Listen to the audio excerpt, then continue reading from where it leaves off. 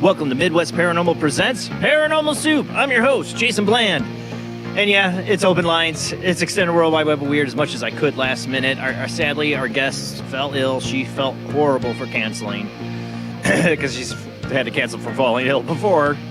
It happens. I know she felt awful, but I don't want somebody on here if they're not feeling well and trying to push through. I don't want to do it. So we'll get her rescheduled. And honestly, thanks to a friend out there, Michelle Freed, she has got me booked 4 guests so far. I mean, it's what she does for a living as a publicist, but she's helped me out, got me 4 guests so far scheduled. So we do have some guests coming up here in the next month or so, into this month and into February. So we're not doing too bad. Not too bad. We're getting guests. We're getting some interesting guests. So we'll definitely have somebody next Sunday. So I'm excited about that. I tried to get somebody last minute. I'll tell you more about that later. We're going to get them on. I'll tell you who in a few minutes. But I didn't want to miss a show, though. We had to miss it last Sunday. I had inventory. I had to work. I had to pay the bills myself, And thank you to all my Patreons and YouTube channel members for still subscribing and paying for me, even though I'm not here every Sunday night lately. I am so sorry. But I had to work. And I am glad to be back with you tonight. We're going to do World Wide Web of Weird, open up the phone lines for a little bit, see who calls in. Definitely probably be a shorter show because I didn't plan for this. But let's go ahead and get rolling on into it.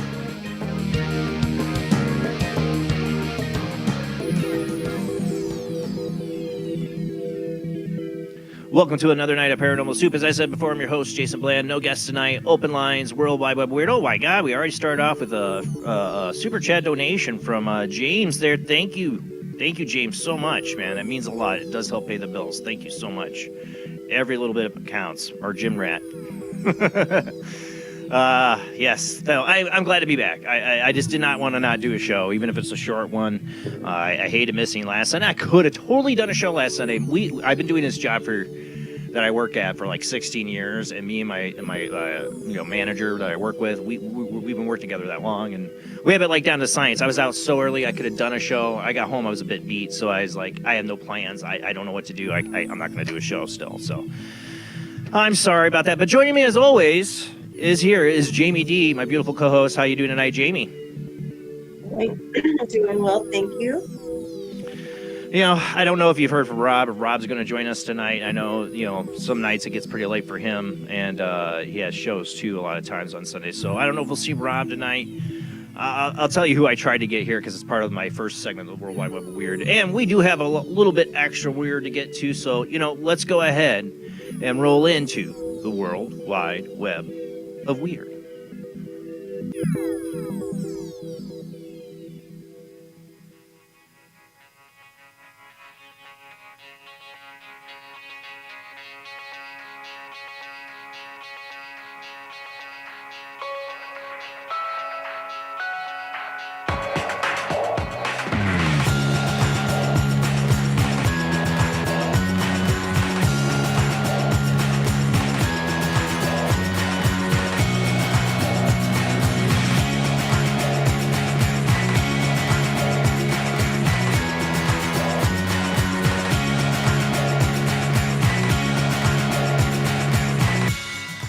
Tonight on the World Wide Web of Weird, I hate to start out with really sad news, but I figure we cover it first because it's such a big deal and you just really have to get through it. And, I mean, I never knew this man, but he affected my life greatly, in my view of history and the world from the age of 10.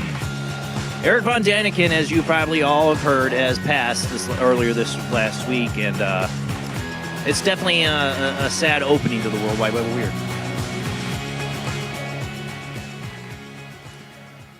For those listening on the Paranormal Soup radio network, we are a webcast streaming out live to Facebook, YouTube, and Twitch. I do have really creepy video tonight, so you might want to tune into the video channels. Otherwise, listen, it sounds creepy enough. The sound alone is more creepy than actually seeing it, maybe. I don't know. Ooh, lead up, right? But that is in the World Wide Web of Weird tonight. All right, so let's see. Let me get this first one up. This was, I have this thought. I swear I hate it when I have these thoughts. I had this thought the other day, like a couple weeks ago. I'm like, God, I watch Ancient Aliens all the time. I thought, man, I saw Eric Von Daniken on the screen. I'm like, God, he's got to be getting old. I'm like, I wonder how much longer we're going to have him around. It's literally then a few days later, he's gone. Oh, my God. He's 90. He lived a long, great life. He affected me greatly. I was showing Jamie this. Here, I'll put the screen on me for a second. When I was 10 years old, my mom has a great book collection of great books that I discovered as a kid. And I think one of my most cherished books, I have my mom's copy still. I found when I was 10 years old is Chariots of the God. This is that copy. It's pretty old. Besides my... autographed copy of The Quickening. Thank you, Zariana. This is definitely up there in my top prize books, like these two right here. Art Bell's The Quickening. Thank you, Zariana. And like I said, autograph. That's my number one cherished book, and this has got to be number 2 right here. My mom's copy that I have. Thank you, Mom. Love you. She's in the chat room. This book, honestly, it confirmed what I already thought when I was a kid at 10. I'm like, I'm alone. This guy wrote a book about it before I was even born. This is what I've just kind of known, like, deep down. Sounds like aliens to me when people read to me a Sunday school Bible. But yeah, he has passed away. I don't need to read the article. I think we all know who Eric Von Daniken is and, Ancient Aliens and all that. But this book right here, how one man can, really affect the world with just a small... It's not a big book, and he wasn't an archaeologist and... but he didn't care. He didn't care about other people, what people thought. He says these are questions we all should be asking. Why aren't the archaeologists asking these questions? He's not. He's like, I'm not an expert, but why aren't the experts asking these questions? Why are they burying the truth? He had legitimate questions. He always did, and I think he was a very honest gentleman. And we need more people like him asking those questions about our history because. All these years later, I mean, we have how many episodes of Ancient Aliens and everything, but yet, there's still the official narrative of our history that most people accept that I think is just completely can't be right. I believe there had to be some kind of ancient civilization before us that was more advanced and definitely alien influence. It's in our DNA, I think. I think the proof's there in our DNA. But, the person I tried to get was Paul Anthony Wallace, because he actually knew Eric Von Daniken, and he had reached out about trying to get on some shows to talk about it. So I last minute found out about this, and I tried to reach out. He's in Australia, so time zone-wise, he didn't get the message till a little bit ago. And he's like, yeah, let me know. We definitely I need to get on your show. I'm like, yeah, I wish it could have been tonight since, I had the cancellation and we could talk about this. But we'll eventually talk about it, and I mean, Paul could definitely his voice is just beautiful. I love Paul Anthony Wallace's voice. You can just listen to him talk for all day. I can't mimic it at all. I can't do accents, and even if I could, I would not. I would not. Anyway, can you mimic Paul Anthony Wallace's voice? Would listen to him talk about Eric Von Daniken, not me, because he'd be much more elegant and beautiful in his words, and he knew him. Again, Paul, like me, is a big believer and was affected by the Chariots of the Gods. That this book, to me, what's crazy, it took him to write this book when there should have been, people in the universities and fields writing this book, but they were covering this crap up or ignoring it completely. He was brave enough to put it out there, Eric Von Daniken, may he rest in peace, and like I said, I mean, Like Art Bell's influence is big on this show, the way he influenced me, and Eric Von Daniken is definitely a huge influence, and his name's probably been said on this show in the 10 years we've done it a billion times. So it will be missed. All right, let's move on. All right, let me remove this because I'm rusty at this. All right, Article 2, what do we got? Oh, yeah, that's right. Manned lunar mission on track to launch in less than 4 weeks. We talked about this, I think, a couple weeks ago. Like, you know, that they're repurposing their focus on getting to the moon. Well, that should be the focus before Mars. I mean, obviously. We got people still thinking we never went. So let's get our butts there, right? Because every other country, China, Russia, Russia, are all going to be going there. I don't know about Russia, but China is definitely. NASA's revealed that it's preparing to roll its Space Launch System, SLS, rocket and Orion spacecraft out onto the pad for pre-launch checks January 17th. Well, that was yesterday. If all goes to plan, it will take off on February 6th with a crew of 4 astronauts. Will become the first humans to orbit the moon since Apollo 17 missions all the way back in 1972. The astronauts flying on this mission will be NASA's Reed Wiseman, Victor Glover, Christian Koch, as well as Jeremy Hansen of the Canadian Space Agency. We got to have Canadian. Eh? We're moving closer to Artemis 2 with the rollout just around the corner, said Lori Glaze, Acting Associate Administrator of NASA's Exploration System Development and Mission Directorate. We have important steps remaining on our path to launch, and crew safety will remain our top priority, it better be. At every turn as we near humanity's return to the moon. You screw this up, nobody's going. Space program dead. Don't screw this up. Artemis 2 won't actually land on the moon. That will instead be the goal of Artemis 3. That's not to say that it won't be a quick flight, however, as the journey around the moon and back will take 10 full days to complete. Fingers crossed that we won't have to wait too long for a viable launch window. You wait as long as you need to. Please don't rush. And for God, protect these people. I don't know, Yeah, things seem like a mess. I don't know. I wouldn't want to be getting on a rocket to the moon right now. But more power to these people. Some people say this is all fake and staged. There's nobody ever going to the moon. It's aliens that control it. Or they're, I don't know. We'll see. We got a lot of countries out there that aren't our friends right now. If we try to fake it, I think they might call us out on it. They got satellites too and stuff. I think you can tell. All right. All right, here's a continuing story. We talked about the Havana syndrome quite a bit over the years on this show. And now I have this article here. Pentagon detains device connected to Havana syndrome mystery. And you know where I'm going to go with this, Jamie. U.S. government has acquired a device that may be responsible for years of unexplained symptoms. The true nature of the Havana syndrome, which is named after a spate of suspected attacks which began in Havana, Cuba back in 2016, has remained something of a mystery over the better part of a decade. Victims of the phenomenon typically report symptoms such as fatigue, headaches, and nausea, as well as debilitating long-term health issues that have proven difficult to treat. Officials investigating have yielded somewhat mixed results, with some implying that the symptoms could be psychosomatic. Isn't that great? You just think you're sick. You just think you have such great. And others favoring an attack by foreign-directed energy weapons. Now the reports have emerged suggesting that the U.S. government has actually obtained an example of this type of device that is thought to be responsible for the phenomenon. The device, described as being around the size of a backpack, was purchased back in 2024 by the Department of Homeland Security Investigating Division, and reportedly designed to portable and contains components manufactured in Russia. The Pentagon has since been testing the device for over a year, with investigators maintaining that it is capable of inducing the same symptoms reported by sufferers of the Havana syndrome.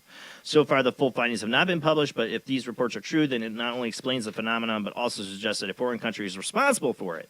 The questions we are left now is who has been operating these devices and why? And it was near our embassy. It was people being attacked in our embassy, right? Isn't that what it was? Yeah. In our embassies, yes. Have you seen recently, I don't know what country it is, they have a device that it reminded me of Havana syndrome. It's like this big radar thing or some sort of microwave thing that could actually blow people's heads up. I didn't get to look much into it. Well, what I was going to get into what happened with Maduro, in Venezuela.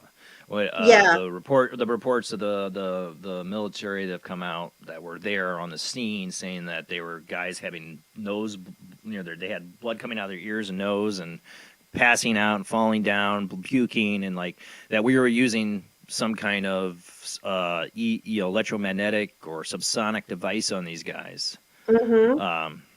And we used the first time, a government official, I think it was Pam Bondi, such transparency, said the term super soldier. Was it her or somebody else in the administration? They actually used the term super soldier. Hail Hitler. I don't know. Oh yeah. So stupid. It's so stupid. But the thing is in the conspiracy circles, we're all like, super soldier? Super soldier? We've been saying you guys had super soldiers for years. You're now admitting it. Great. And you also have weapons that can just totally take people, out silently, Exactly. Good times. Good times. And now we have whatever that device is the Russians are using. Damn straight we're going to use it too on them. You know it. All right, moving on. I could find that article. I couldn't find it fast enough. And kind of, we're talking about this stuff that can affect people, like this next thing. You remember the Ariana Grande famous award show? She says, memory erasure. I had the memory erasure. You remember that? Well, I saw this one in Unexplained Mysteries. Let me see here. This is the original article, I think, from Daily Mail. Internal sunshine therapy could wipe bad memories and replace them with better ones, according to top neuroscientists. This is the Unexplained Mysteries article, a little more summarized, a little shorter. We all have memory of things we'd rather forget, so what if it was possible to replace unfavorable memories with positive memories of things that never even happened? Can that be like the last 10 years of, America? I don't know. And concept explored in movies such as Total Recall, Internal Sunshine of the Spotless Mind. Now, according to Professor Stephen Ramirez, a neuroscientist at the Boston University of Technology, this may not be as far-fetched as it sounds. Motivated by the death of his lab partner, Ramirez set out to explore whether individual memories could be identified and manipulated in the brain. Using brain cells activated by light, he was able to pinpoint specific memories in mice and successfully implant new false ones. Oh, that's just lovely. Just lovely. Remarkably, he's also able to restore a memory that had previously been lost using the same technique. Now, that's interesting. That would be cool. But, of course, then you dig up trauma. You probably buried the memory for a reason, right? Unless it's aliens. But could something like this really be done in humans? According to Ramirez, the key lies in how memories are stored and recalled in our brains. We know that when we recall the memory, it's not a video of the past, but it's a reconstructive process where we pull the book of memory out of the library, and when it's at the forefront of our mind, we inadvertently start sketching details into that memory, he told Mail Online. So to manipulate the memories, a combination of drugs and cognitive behavioral therapy could be used. As always, however, there is a potential for abuse. One potential problem is that the people might manipulate memories to sell products, just like how today that 5-second ad you see on social media grows in your head like a seed until it becomes a decision. If we know all that information encoded into the brain, even to the point of guiding behavior, we should hope that knowledge is used for the greater good. We should hope, right? As opposed for selling products or for marketing. You remember, like I said, Futurama, where they're like, they go to sleep and in their brain they have they advertise in your dreams. Is that what we're going to face? Oh, but they're doing it now. McDonald's already does it. What? Mm-hmm. They do things so that we can dream about it. Mm-hmm. Oh, you mean putting stuff in their ads to subliminally get you to dream about them? Is that what they're doing? I read about it on Weird Wednesday a year ago. Are you getting memory erasure like Ariana Grande erased all that abuse at Nickelodeon, right? I'll have to pull it up. I just found the exploding head weapon used in Venezuela. It's the active denial system, the use of sound Active beams. denial system? What the hell the name is that? The use of sound beams can make people feel as though their head's exploding. And it's got this big old, See, somebody said they thought it was electromagnetic, and I kept thinking, I bet it's infrasound. It's probably sound. They've been testing that for years. I just sent this over to our chat, but yeah, it's sound beams. Yeah, that's what I figured it was sound. Yeah. I've seen pictures, like illustrations showing it like on a helicopter. They might have had it mounted on a helicopter. Really, we don't know. I don't know. Some people think they even have guns that have it on it that they can direct it at somebody, but I think it was probably a helicopter. You know, they probably flew in a helicopter with these directing it down. You know, incapacitating everybody. They dropped the team in. Maduro got screwed by one of his own. Trust me, this did not go down. Did not go down without somebody in his inner circle, you know, basically flipped to the CIA. So, buddy, you got screwed. The CIA's got somebody in everybody's South American country. I mean, I guarantee, you know. What was the other thing we just were saying? I was going to look up right quick. I don't know. I already forgot. Sorry. No, it's okay. I mean, that one day we could actually just, you know, what was it? Saw it was like, what was that? Eon Flux was a cartoon animation TV show they had on MTV or something like that, and there was in the city they could take this pill and like totally wipe their mind of all these bad memories. Like, you know, I hope people never do that. I hope people never do that. You know, you have those memories for a reason to learn something from it, right? Oh, I got way too small of an article in here. I linked the wrong article. Shoot. But I can read it. It is the same article, but I wish I had the original one. I wonder if I can get that, or not the original one, the shorter. Dang it, where did it go? Here we go. I got it. Here we go. I linked the wrong. Okay, so I'm going to do Coast to Coast. This is the original Bigfoot Field Research Organization's website. This is the posting on it. But this was a kind of an interesting story that these kids saw this Bigfoot in Wisconsin. An evening of fun, this is from Tim Bindle from Coast to Coast here. An evening of fun with fireworks took a terrifying turn for a pair of Wisconsin teenagers when they spotted what appeared to be a Sasquatch slowly approaching them. The unsettling incident occurred back in September and came to light this week when a report from one of the witnesses was posted by the Bigfoot Field Research Organization. According to the team, the possible Sasquatch encounter began when the duo spotted a visitor parking lot in the Kettle Moraine State Forest to shoot off some bottle rockets. He recalled his friend being uneasy about the situation because he felt like they were being watched.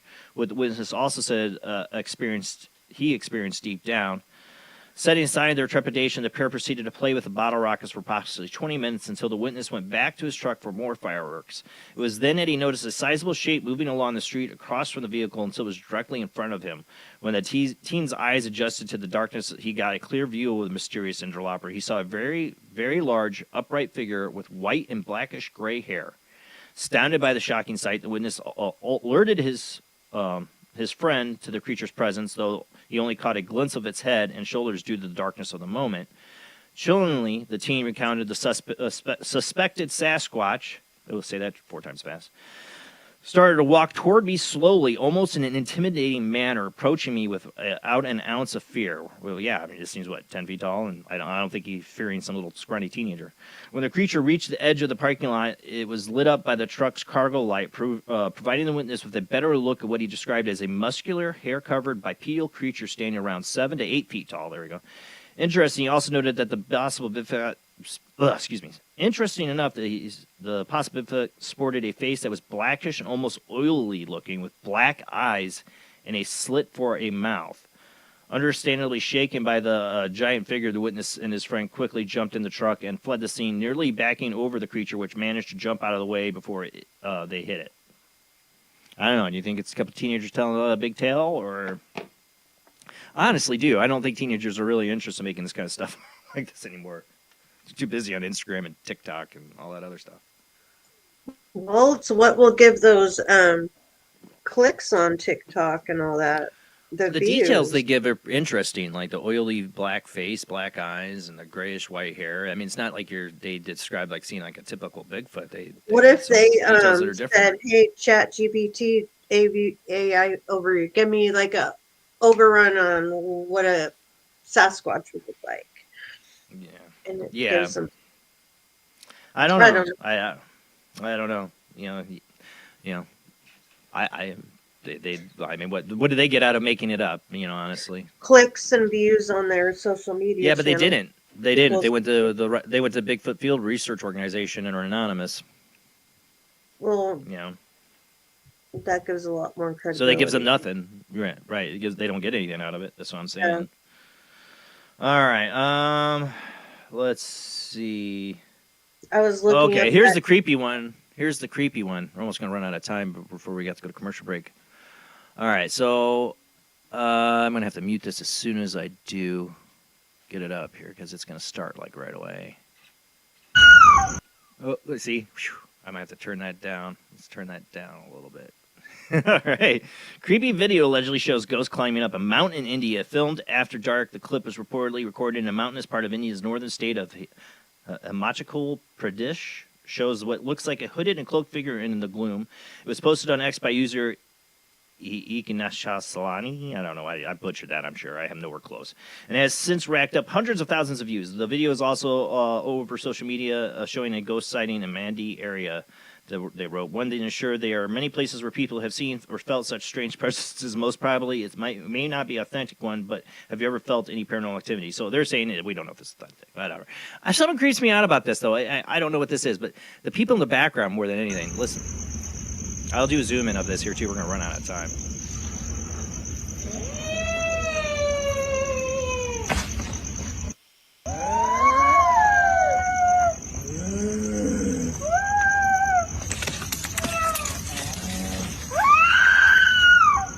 All right, let me go to the zoom in of it.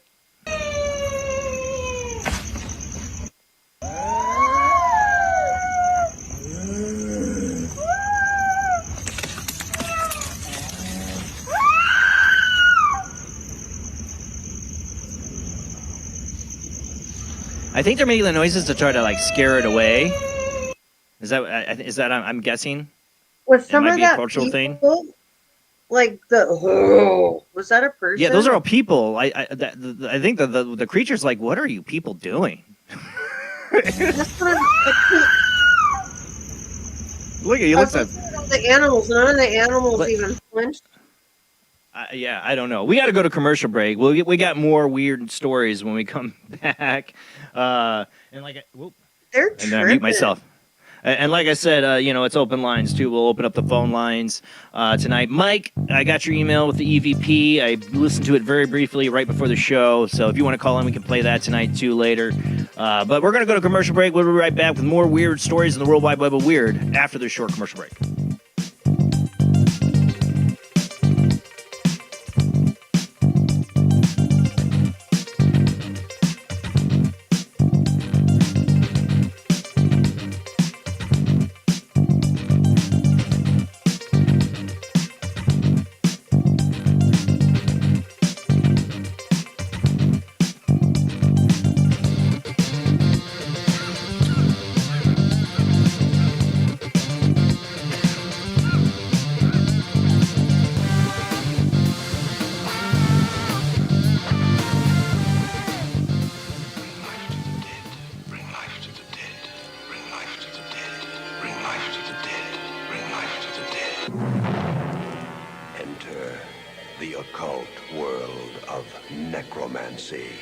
You were brought here for one purpose, necromancy. A ceremony dating back to the pre-Christian era. It's the art of reviving the dead. It requires involvement with evil spirits by the person performing the act. The devil god brings life to the dead. No, please. No, please, no. And death to the living. Necromancy. Starring Orson Welles and Pamela Franklin. From Cinerama releasing. In color, rated PG. Parental guidance suggested.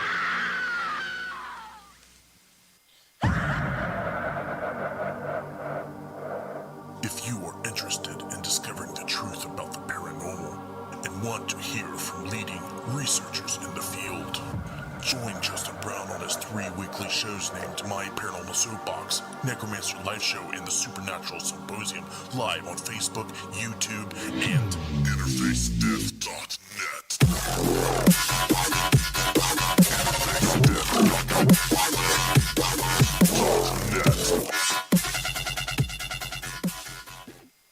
He is conducting an experiment into the combined effects of sensory deprivation and hallucinatory drugs. The subject of the experiment is himself, and the experiment is out of control. Ken Russell's Altered States, a film that must not be missed, is in the West End now. Altered States, Certificate X. Hello, I am Fernando Martinez. I think by now you know I am an emotional kind of guy. People stop me in the street and say, Fernando, what the hell is wrong with me? Silk shirt, hairy chest, enough aftershave to drown a household pet, but I still cannot get a woman. I tell them you are an ignorant fool. Without a symbol of power and fertility around your neck, what kind of woman is going to respect you?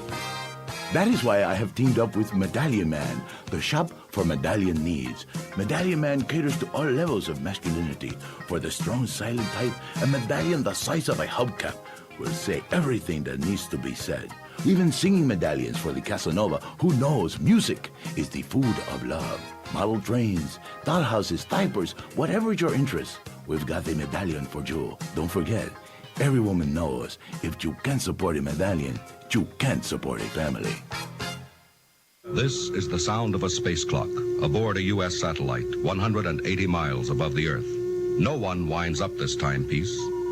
It's powered by a tiny battery, a battery that delivers power for years without replacement. Now the same type of battery, the Duracell battery, can bring new reliability and long life to your battery-operated equipment. Radios, cameras, toys, all run far longer. Duracell batteries, the long-distance power cells, outlast any ordinary battery. The same type of battery that keeps space clocks running for years can bring long life to anything powered by batteries. Dura, as in durable. Cell, as in power cell. The Duracell battery, made by Mallory. Switch to DCS ranging. 240, nominal to profile. We're in the pipe. 555.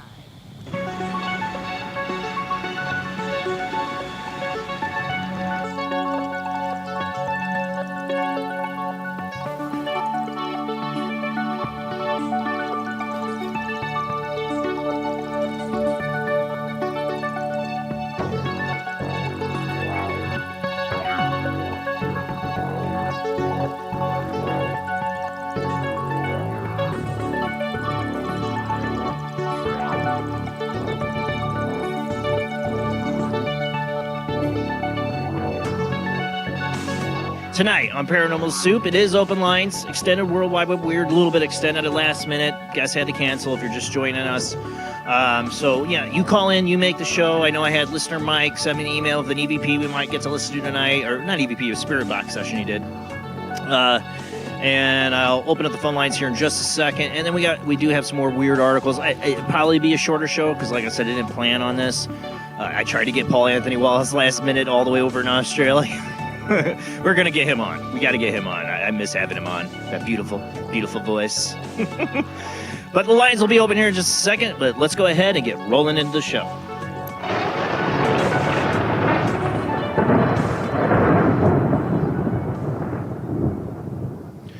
All right, let me see here. You know, this new AI thing with Apple, like it knows the times when I do not disturb, and it does it for me. I don't like that. I don't want that. I'll decide when I put my do not disturb on Surrey or whatever AI Skynet BS is in this phone. I did not. It better not do that again. It makes me so mad. I'm sorry. Like, it's already on do not disturb. I never put it on do not disturb. Apple did that or something. I don't know. They're defaulting too much stuff lately. Yeah, but I don't know. We left off on this clip. I don't know what this thing is. These people. Like a little groundhog.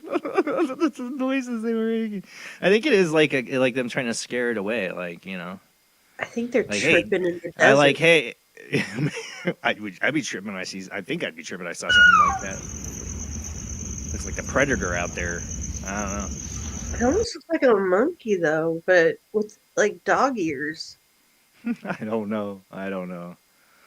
All right, 219-230-4444, 260-225-9419, or Skype ID jblandoo or jblandparanormalsoup. Now, I don't know about Skype. I don't know. They changed the Microsoft Teams. It has worked. Skype's on, yeah. It's not Skype, but it's the same like IDs. I don't know. Yeah, I don't know. I haven't set the new thing up. I just heard some not good things. Yeah, none of it's good. None of it's good, right? All right.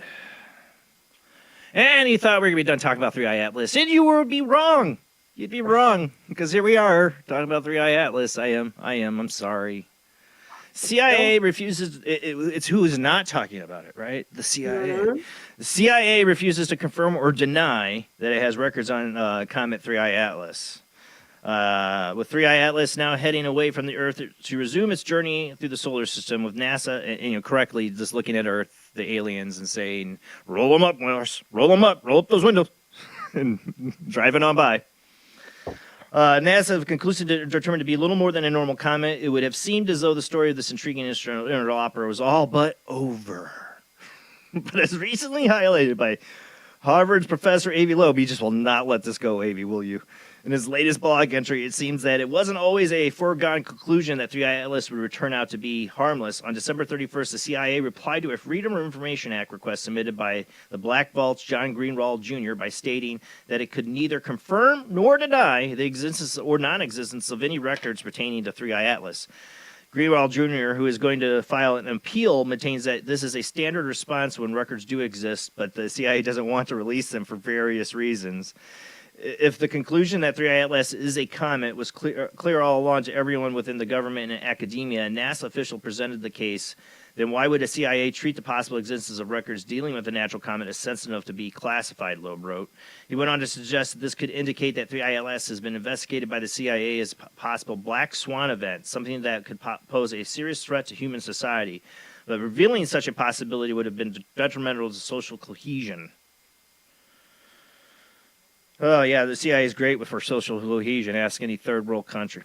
In any other words, there would be no point even suggesting to the public that the object had the potential to end human civilization, considering how extraordinary and unlikely such a possibility actually was. The thing is, when you ask the CIA in a Freedom of Information Act request, is there any records in you have on 3i Atlas and whatever is your inquiry? We can't confirm or deny because we have to time most people are there. Are we looking at a 3i Atlas? Like, they don't know. Like, nobody's talking to nobody. It's all classified. So, yeah, possibly. I don't know. That's why it's the standard answer. The director, you'd be like, I don't know. We could be. They don't tell me everything here. Look, listen to Mike Pompeo when he was CIA director, that piece of garbage, but he sounded like he wasn't even in control. Like he had no control over anything. And then what were you doing? I don't know. They probably sent a remote viewer or something to look at it.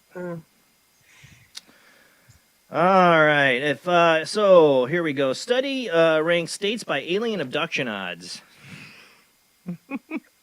I saw that and I didn't look at it, but I saved it to look at later. Well, this is one of the ones I didn't originally have, right? And I didn't fit it in. And then the guest canceled, so I'm like, I guess we're going to cover that one. And, it's goofy. I don't know how they judge these things, really. Curious new study has come up with a ranked list of states based on the odds of someone being abducted by aliens there. The peculiar project was produced by the website Canada Sports Betting, which is behind a similarly strange Bigfoot tabulation last October. I love that people can board on bet or on sports online and and what state has the most alien abductions, but I can't go play penny poker. Just saying. For the study, the group called cases from National UFO Reporting Center from 2019 to 2024 when the witness recounts abduction-related details such as missing time, physical contact, or claims of being taken. The data was compared to the frequency of UFO reports in the same area and the consistency of such events to develop a score that was then converted into an implied probability for alien abduction in each particular state. At the top of the list, New Hampshire. It really doesn't surprise me. I've not been to a lot of states in this country. I've been to New Hampshire, and I felt like I was going to be abducted. But I also was trying to, like, recount the road that Betty and Barney Hill drove. I was trying to find it. I don't know if I was really successful. And, yeah, I felt like I could be abducted there. It's a beautiful state, which boasted the best odds for being taken by ETs by a virtue of the state consistently having the highest number of UFO reports per 100,000 residents. Rounding on the top 5 were Idaho, Vermont, Maine, and Oregon. Anybody in the chat room from any of those states? New Hampshire, Idaho, Vermont, Maine, or Oregon? No, but we're close. That's how small my show is. I got family in Oregon. Beyond that, the study noted that the 8th-ranked state, Wyoming, stood out as particularly remarkable for more than a quarter of the state's UFO reports featuring some kind of abduction-style experience. On the other end of the spectrum, 5 states were on the least likely to be taken by aliens were determined to be, here we go, Minnesota, Mississippi, Nebraska, Indiana. That's why my ride hasn't showed up. And despite its place in UFO lore, New Mexico. Oh, yeah. It came in last. New Mexico did. That's strange. I wonder why Indiana's being shafted by the aliens. They don't want our buttholes or probes? I don't know. But I thought you guys... Are you guys more paranormal than, like... No, we are, like, the most boring state, Indiana, I swear. I mean, I have weird stuff in this town. I live in a town I feel like does have a lot of weirdness. But otherwise, Indiana seems like it's boring. We don't really we have some Bigfoot stuff that, people reported over the years, but not a lot. Some other creatures, cryptid stuff that's gone on over the years, We have some haunted locations that are, Willard Library and stuff like that, But I don't know. Like, I hear all these other states have all this cool stuff. Why am Indiana? I don't get nothing, man. I don't know. Grass is always greener. Man, I'm not getting abducted here, man. I'm not getting. What do we got? We got Axl Rose over here, man. What can we boast? We had Axl Rose from Guns N' Roses here. I don't know. I can't the guy in the football game tonight, and Brandon Fisk is from our town. On their side, the Rams. Go Bears! They lost. But oh. That's what I heard. I didn't watch. I don't watch that stuff, but. All right. We're getting off track, sorry. Bears fan.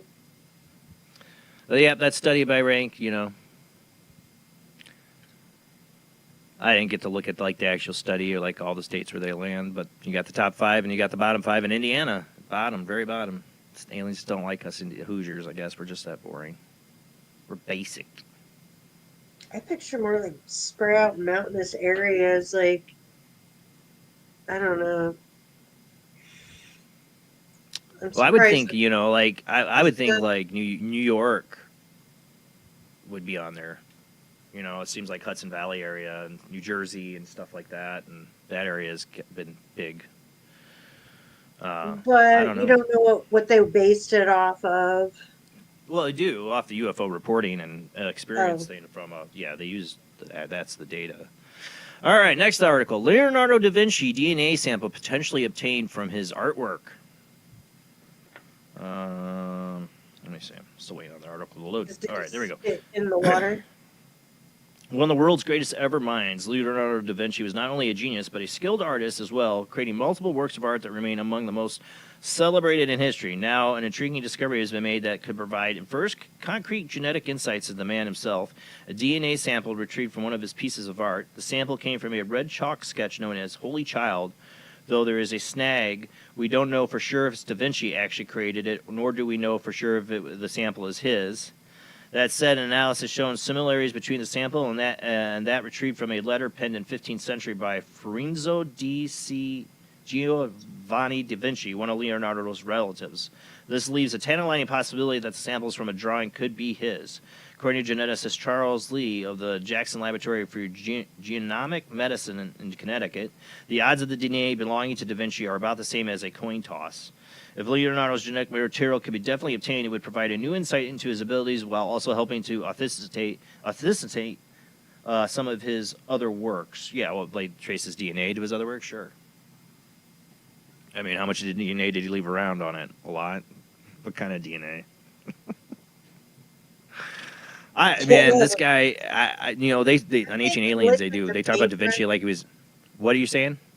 I'm thinking like licking the paintbrush and putting it in the thing. Yeah, oh yeah, that's what I say. He probably left his DNA all over. I was making a crude joke. Yeah. Suddenly. Well, you know, they do have that clear coat cover gloss. You know, he painted the Mona Lisa. They didn't have a porno back then. I'm sorry.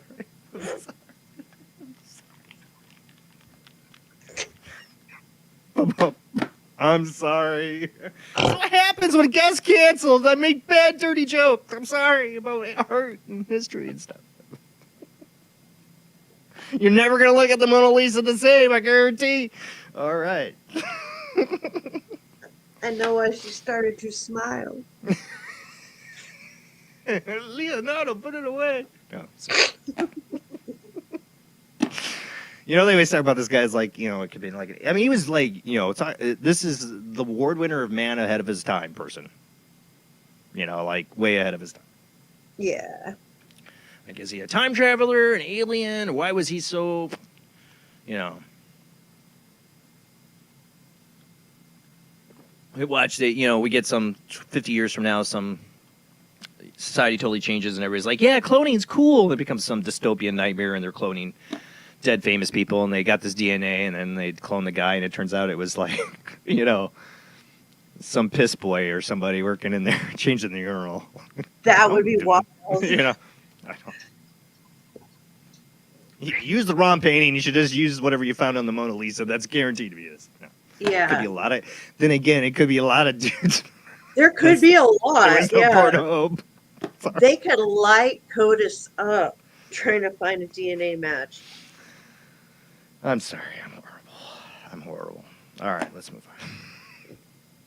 Just it's almost over. I almost don't have any more articles.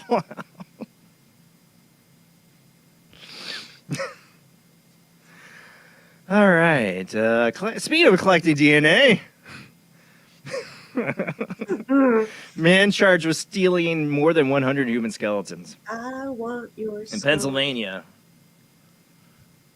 I wonder where they ended up on the list on abductions. They definitely got the haunting stuff there, man. I'll tell you what. Man charged with stealing 100 human skeletons in Pennsylvania. The bizarre and grim case, which had left police investigators scratching their heads, was finally solved last week when the perpetrator was caught red-handed with a crowbar and a burlap bag. Robbing of graves at the 200-acre Mount Moriah Cemetery in southwest Philadelphia had been going on for months, with even mausoleums dating back over 100 years being targeted. When officers caught the culprit, cannot talk tonight. They discovered the skeletal remains in his car, and a search of his home revealed that he had taken over 100 human skulls and various other body parts. Some of the remains in his possession were over 200 years old. According to the Delaware County District Attorney Tanner Ross, the thefts had all been undertaken under the cover of darkness and away from the view of the public. Well, it's not like we kind of thought that. It's not like this. We picture him going right there in the view of the public with a burlap bag and, hey, I'm just here for some more bones. You know? Just here picking up some bones. You know, nobody's using them. This guy did everything in his power to secretly and silently grave rob. You're right. That's usually what grave robbers do. Yeah. Sorry. Mount Moriah did everything they could to stop him from doing it, but as you can imagine, cemetery that size, it's very difficult. It's a huge cemetery. Yeah. You know, they just don't have probably the funding, except for all those people who paid you the money over the years. I don't know. The culprit ended up being charged with 574 counts of grave robbing, as well as a number of other crimes, including trespassing, burglary, and desecrating a public monument. The cemetery itself is thought to contain over 200,000 remains. The detectives walked into a horror movie come to life, said Rouse. I imagine what his house. I mean, that's Ed Gein, like everybody's like serial killer, which he killed like 2 people, I think. That's what he really was a grave robber. Mm-hmm. I mean, that's what it started as. This guy might have killed somebody already, or he probably was on his way to it. Grave robber, and he would steal those and make those like dolls.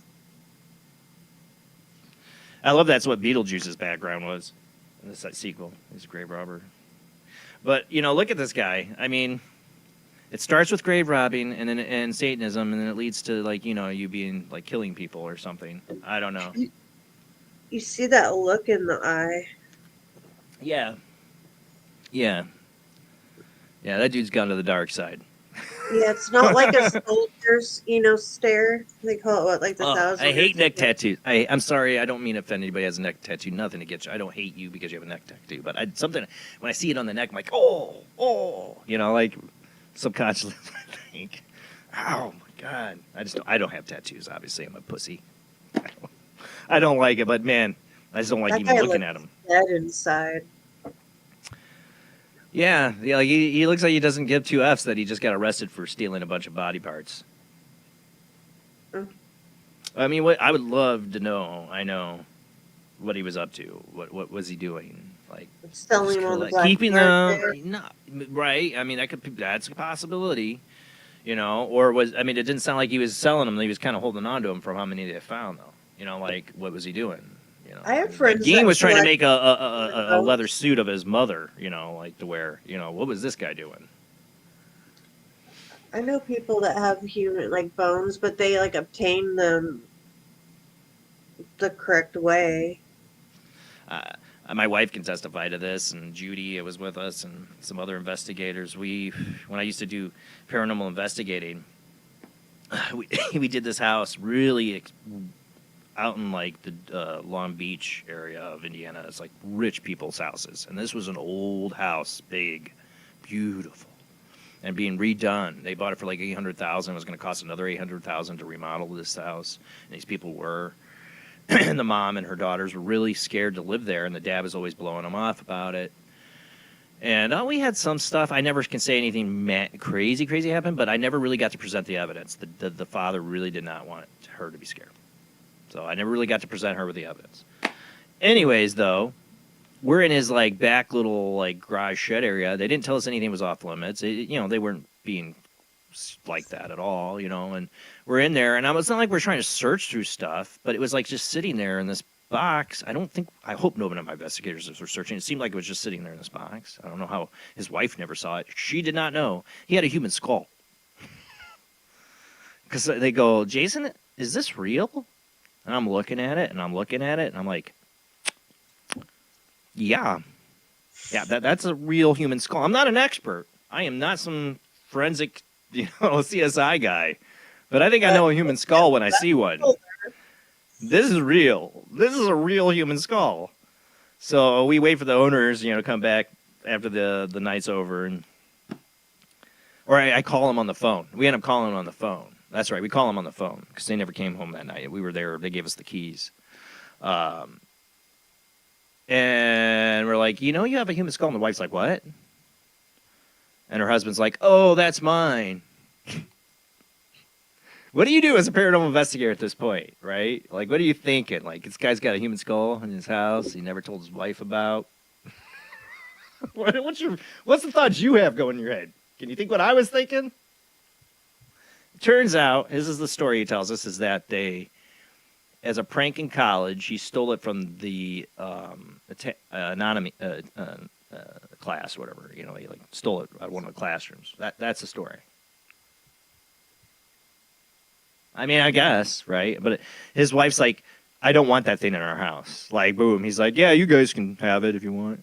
I'm like, I don't want it. One of my other investigators took the skull. I'm like, I really don't think you should do that. She didn't listen to me.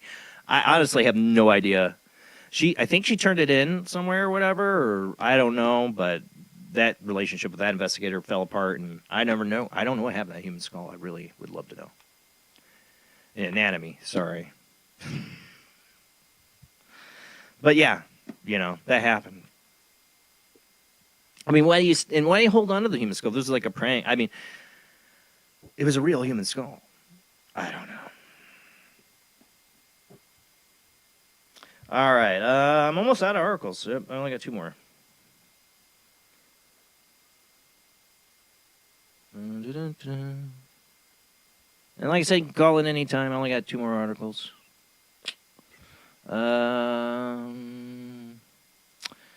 Mysterious fire plagued cursed family in India. We've had a couple of these kind of stories. I think one of them was from India before, but I think somewhere else too, where these people get mysterious fires like this. And I've had an investigation where people had spontaneous fires happening in their house. They left. They literally moved out of their house and left belongings behind, like TVs and stuff. Never came back.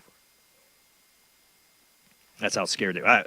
That would be the line I would draw too. Like ghosts starting fires, I'm out. I can't sleep here at night. Could you? No way. A family in India has been forced out of their homes by a series of inexplicable fires that some believe to be the result of a curse. According to a local media report, the curious case began around the start of the year when a holy man known as Sadhu visited the residence of the Lakim mystery in search of some bread to eat. When the homeowner's daughter-in-law regretfully informed the wandering mystic that they had only water and rice, the stranger angrily rejected the proposed substitution and issued a curse upon the family. What a jerk. Promising that their home would be struck by fire. Sorry, they didn't have more food or the right food for you. You gotta be a jerk? You know, like, what gave you that power? Who gave you the power to curse people? What jerk? Shortly thereafter, Sadhu's hex seemingly came to fruition as an inexplicable blaze erupted in the residence. Since that time, such incidents have become daily occurrences, destroying a wide range of household items, including clothing, food, and bedding. Particularly perplexing to the family is that the house has no electricity, and they came up with no explanation for how or why the mysterious fires keep happening. These people don't live in without electricity. They just got rice and bread, and this guy's pissed because he didn't have the right food for them. What kind of mystic jerk are you? The situation has become so harrowing for Mystery and his loved ones that they opted to abandon the residence and now live outside with their remaining belongings in the hopes that the recurring fires will eventually cease. So they're living like in tents. Like, that's the safest thing to do. While remaining in their village believe that the family plight is a direct result of the Sadhu's curse, others have expressed skepticism about the strange tale, suggesting that authorities are taking the matter seriously. Local officials visited the unfortunate family and called for an investigation into the peculiar case. Tim Binnell here, actually they had to get the translation from the original articles. Yours is from India, I've heard of I believe this stuff. I've heard of it. I've seen it and evidence of it in cases, like as a curse. I mean, what? Seriously, like these people didn't have the right food for you? What kind of mystic are you? I had an article I was going to do last Wednesday, but I didn't. It was the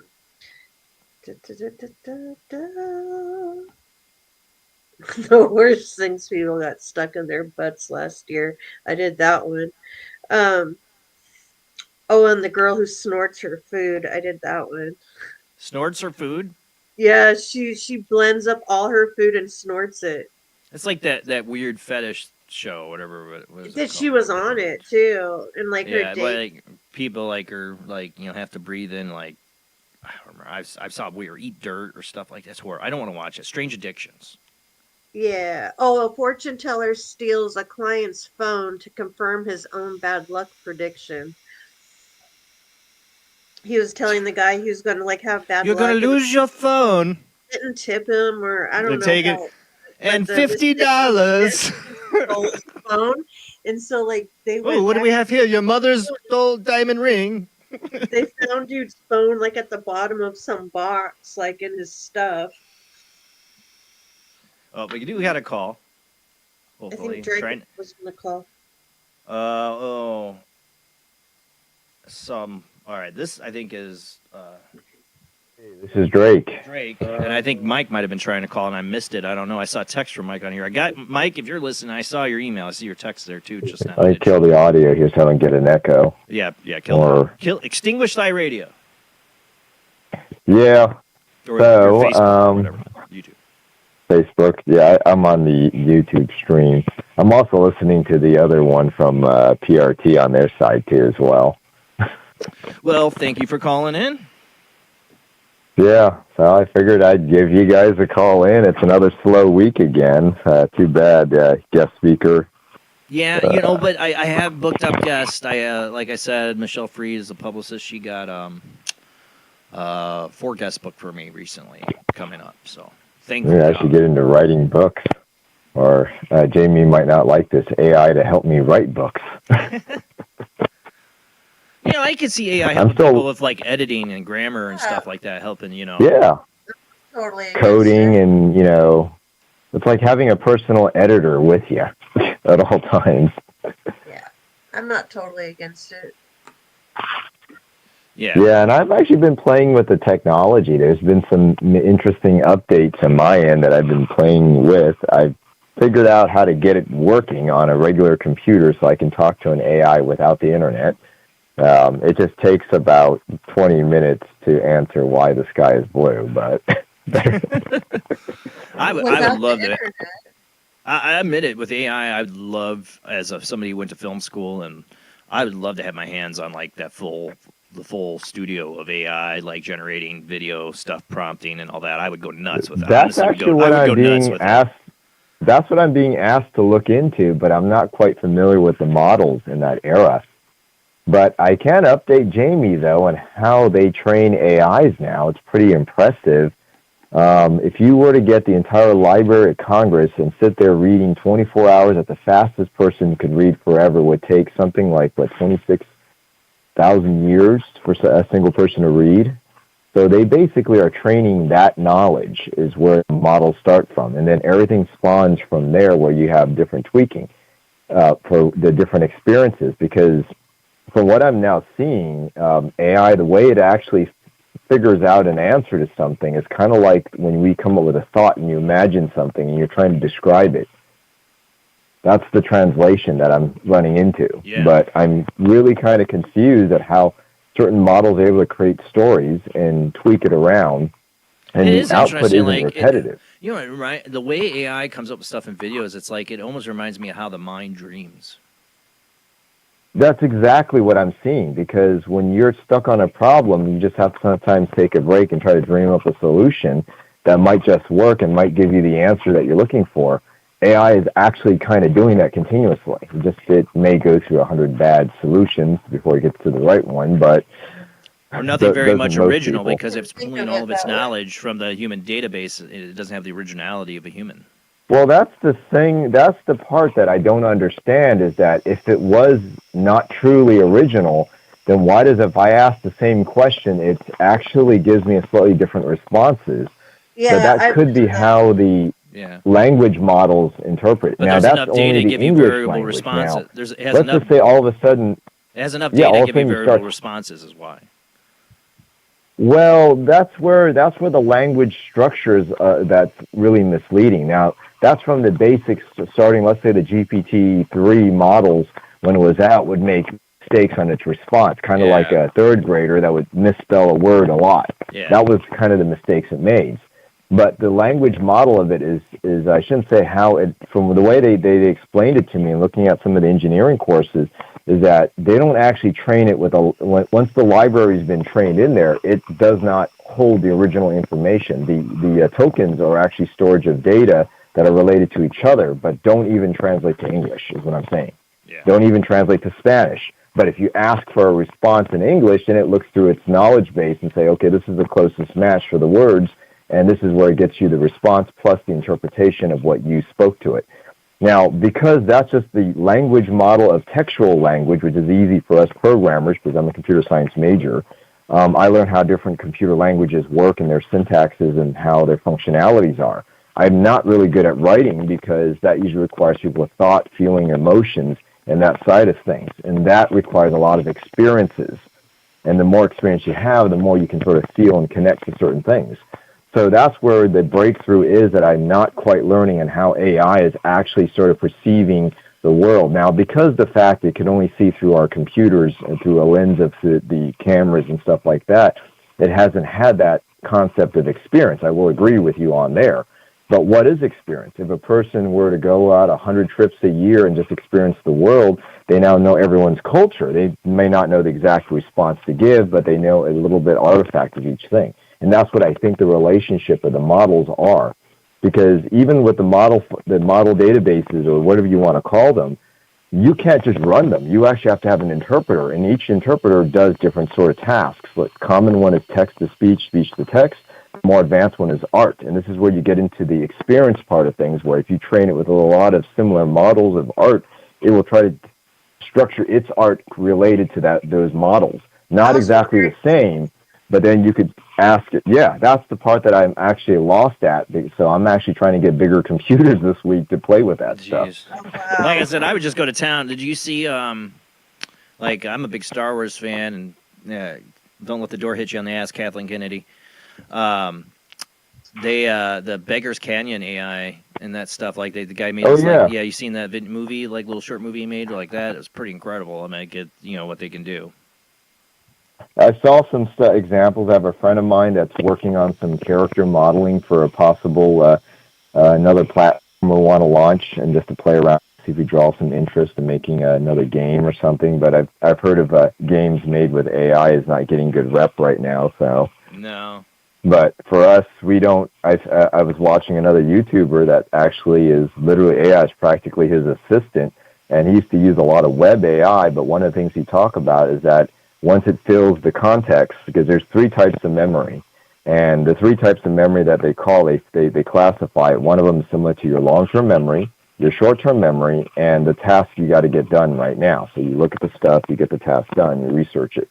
So depending on how his structure was, he explained it, the problem he has with a lot of the models is the fact they just start forgetting stuff, even though that he gave him a huge 200-page manual and stuff like that, and then he could start writing a program based off of there and going back and forth with the model. So that's where I'm actually kind of learning how that structure works now, and that's giving me a lot of insight of, okay, so this isn't really a program that's actually something you can write. You can only train it, but the training can also expire, like in certain cases. So writing stories and all this other stuff is really interesting, but I'm definitely going to see 2026 is definitely going to be something really interesting, because I want to write the story. I just want AI to make it come to life. Like give me the movie. Let me make a movie with it. That's what I'm saying. Like, they have a few. They have a few models with that are actually very good at script writing. I didn't realize the last I'm a big financial nerd now. Don't ask why, but I've been watching a lot of the financial channels. And recently, YouTube's been suggesting me a lot of these other financial channels that look like they were launched last year. So suspicious. They have about 300. I think it was 3,000 followers. They're 20K to 100,000 followers within a year, subscribers on them. And now I started realizing, wait a minute, that mic that's sticking in front of this lady's face talking about the current events and stuff, that's a Rode mic, but that was actually all AI generated. Yeah. The voice and everything. So there is, I don't know who's generating and posting that. Yeah, it's stuff. Already great. I'm a small voice in a sea of millions trying to get my show out there. Now I got to compete against AI too. It's great. Hey, well, you know what? You could probably take advantage of that tool. It may have, there's one that I came across that was a business orientated, and I think the last guy I was doing commissions with is this one-man band, and I didn't realize all his forms was actually done by a modeling tool that allowed him to create a business with all these assistants writing all the documentation for legalities, what I'm getting, the milestones, and all of that I think was all generated in AI. I'll give him credit because he's a very enthusiastic, probably in the early 30s, but trying to be an entrepreneur in Dubai, the worst country to do it in, I think. Yeah. But yeah, AI is going fast and taking over, and we'll see. Skynet's coming. I don't know. Well, that's why I want to learn about this offline AI, because, like Jamie, you could create something that's not exposed to the craziness of the world, and you can train it what you want to train it. I like the science fiction stuff, and I remember, was Virtuosity? Remember that movie? And I do that's another one too. Denzel Washington, what did they do is, like, they would raise the AI as a child. And somebody decided to raise a child with a bunch of serial killer porn. I don't. That's what happens. But I'm saying they build it as a consciousness, almost like a child. I saw a shout out there from Craig about a great Star Trek episode 2, is the one with Data, where he's like defending his right as a consciousness, as a being, that he's artificial. That's a great TNG episode. But hey, Drake, thank you for calling in tonight, bud. Well, no problem. I just want to give you enough So have fun, and hopefully you'll get another guest next week. Yeah, you find anything cool like video creation like that? It wouldn't cost me an arm and a leg. You send it to me. All right. Because everything I see is like I can't afford that. I can't afford that. That's what I'm wondering. Honestly, I don't have a computer to do it, honestly, anymore. This show's computer is really old that I use, and I wouldn't use it for anything else. My computers are all 10 years old, too. If I could donate you some hardware, they're all 10 years old. Let me know. Hit me up if you need any computer stuff. I will one day here soon, because I don't know how long the old Betsy here is going to keep going with me, but she's about 8 years old. I started the show with a Dell. It's still sitting here. Someone gave me some old Mac computers, but they're circa 2010 and prior, so I'm going to have to go and mess with those. But some projects I'm working on. And yes, check out your Patreon. I did subscribe there too as well. I don't know if you have a Discord to join you on. I sent you a thank you on there too, I thought. Well, if you have a Discord, I'll follow you on there. I'm also running I'm a Discord nerd to a certain degree with some automation. Maybe I'll put my AI on there. Well, I did start. I'll send it to you. I'll find it. I did start a Discord, and I invited no one to it yet. Because most of these people aren't going to do Discord that are in my chat. I have it for my video game, but it's still my video game channel is called Paranormal Soup VR, and I have a Paranormal Soup Discord. So for that or for if you're still gaming around in any VR game, all of my AI capable machines are also gaming machines. So the only machines that are running. You want to play some VR with me? All of my other machines are just work machines. I'm on there guys sometimes. Play. Yeah, Jamie is who I really, really wish had a headset. Almost it. I know. All right, good. Yeah, I'll send you the links to that. Yeah, I'm on Meta. I do that. I have the Quest. That's what I play on. But I don't have the PC stuff. But all right, man. You have a good night. You too. All right, later, Drake. And thank you, Drake, for your Patreon. You can be a Patreon or a YouTube channel member. I got another call coming in. I think Zariana was going to maybe call. Zariana or Mike, I know. Oh, yeah, Mike, too. This might have been Zariana. I can't. The number's different, though, maybe. I don't know. Here we go. Let's see. This is. Who do we got on the line? Hi, it's Zariana. There we go. I thought so. Hey, how you doing? Good. And you and everybody's good over there? Yeah, we're doing really good. It's sad to hear about Eric Von Daniken, like I said. Yes, definitely. I wanted to mention something about the guy with the bones? Yeah. From the graveyard? Yeah, go ahead. He was digging up the bones. He was grave robbing. Yeah, in Pennsylvania. Yeah. Anyway, didn't they many years ago?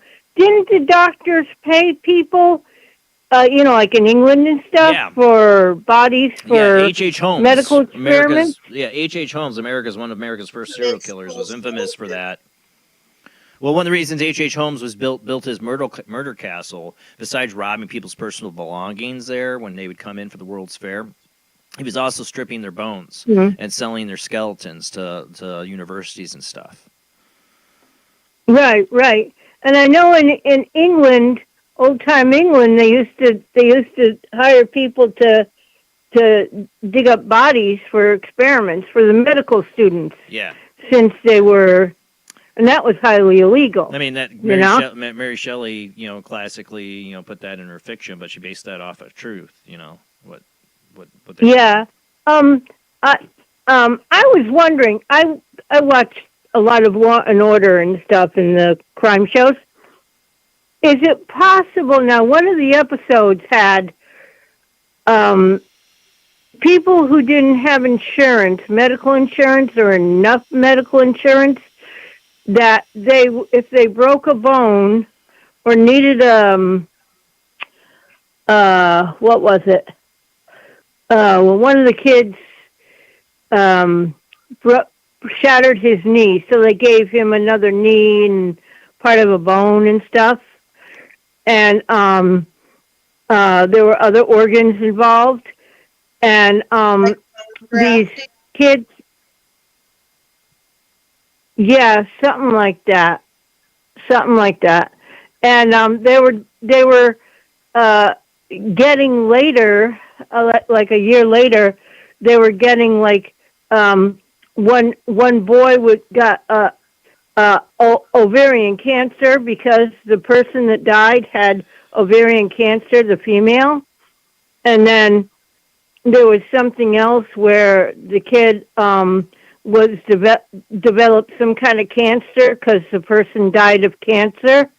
And I was wondering, Well, I know it was on Law and as far Order as I and knew, TV, that's Law and Order. but I'm wondering they if screen for that though. Organ donation, the whole thing, they're supposed to be screened for that. You know, unless it's like unless you're getting black market organs. Memories. People having eyeball transfers, God. and then having memories and dreams that weren't theirs. Oh no, there's classic stories like the guy who got the heart of a guy and then ended up marrying the dude's widow, like falling in love with the dude's widow. That's a true story. Yeah, I mean there are yeah, some people have Yeah, stuff there's a name for it. There's a name for it, whatever it is. I can't think of it right now, but where they hold the biological memory. And I know that there were cases where, say, you never liked spicy food, and you had an organ transplant from a person, and all of a sudden you like hot and spicy stuff, you know? Yeah, you're eating the food that. Or somebody picked up like a piano or violin, I can't remember what it was, and never done it before, and suddenly like picked it up really quickly, and they had received an organ from somebody who was like a violinist or whatever it was. You know, I've heard of that case. You know, strange things like that. You know, and you know, here's another sci-fi reference. There's a movie Alien Resurrection, which was like the 4th Alien movie, right, in the franchise, and they'd already killed off. Sorry, spoilers. Sigourney Weaver's character Ripley in the 3rd one. She had died in a vault, like this lava thing. She's gone, right? Can't bring her back. Nope. Yeah, they can. It's Hollywood. Yeah. And they clone her, and she had when she died in the movie, she had the alien thing inside of her. So now her DNA is mixed with the alien DNA when they're trying to clone her. And somehow she has like memories of who she was before. And they're like, how is that possible? She's a clone.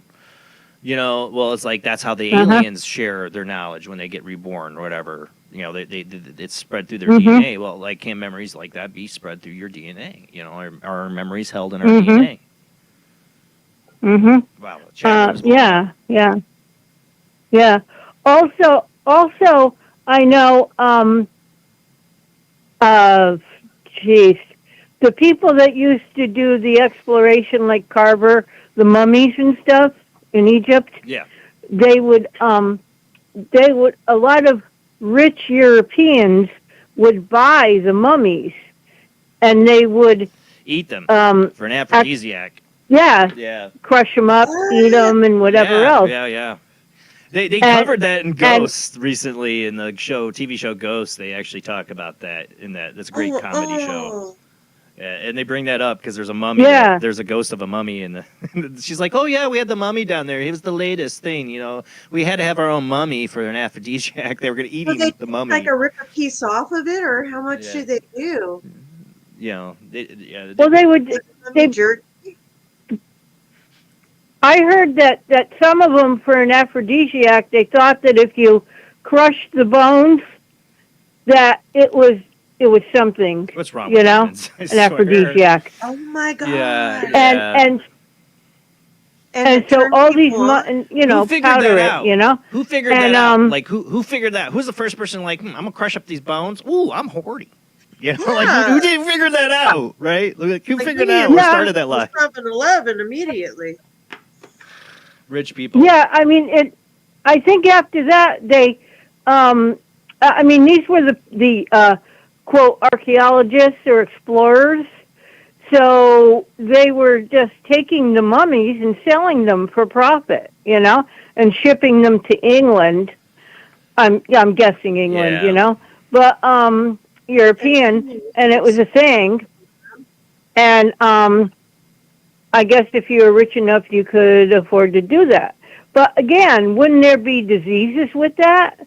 I mean, not only being if you were sick, but being in a tomb. Hey, these are people that thought cocaine was like, a medical miracle. So, I mean. Yeah, yeah. But No, I was just, yeah, it was. I think that's why later on the Egyptian government said you can't ship the mummies that you find, Well, there's a reason. I give a lot of crap to Hami Hawass, whatever his name is, the director of the Egyptology, because of his total denial of things. But at the same time, they got to be very protective. They, as a country, they were robbed blind of their heritage very early on by these universities that were just taking no regard to, this is a country's stuff, their history. Maybe you should check with them first. They did start doing that. They start coming up with protocols for that. Countries started locking down. Yeah. Which sucks too, though, because then because some a-holes were selling mummies to rich people, and then they lock it all down, and you know the history. And I also think that also with the skeletons, and not mummies, but with the skeletons, a lot of medical school people who donate their bodies to medical schools, and they end up on a thing for anatomy and physiology, whatever it is, right? Anyway, in the medical schools, I think after so many years, they give them away. Because they've just give away? Whatever. Who wants a skeleton? You? So they... And so I don't know if it's the anatomy students or if it's the doctors or they probably whatever. High schools too. I remember my high school had a real skeleton. Yeah, I knew someone who had one because they got it that way. Like the school was getting rid of it, and they're like, "Sure, I'll take it." Didn't know what they were gonna do with it. Just would dress it up for stuff. Yeah.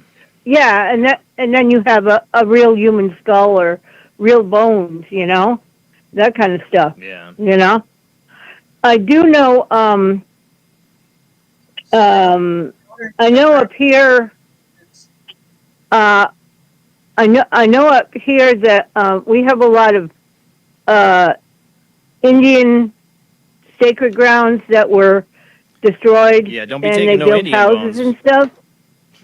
Yeah, and they were. I do know that there is a law that if you are redecorating, whatever, redoing your house, adding an addition, and you happen to find Native American bones, you have to return them to. You have to look into the local tribes and try to return them to the local tribe, as well as call the police. Yeah, if you find bones, I think your first call is the police. Any bones, any heads, pottery, anything we find like a brush. Unless you find a human skull in an investigation, the husband says, "Oh yeah, I got that." Yeah, I mean, unless you're like a serial killer, and you've been executed for your crimes, and then all of a sudden they're digging up your backyard and finding all the people you killed.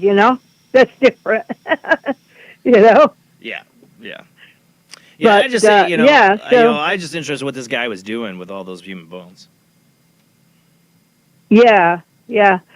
I don't know. It all and make some weird energy ball, or who knows.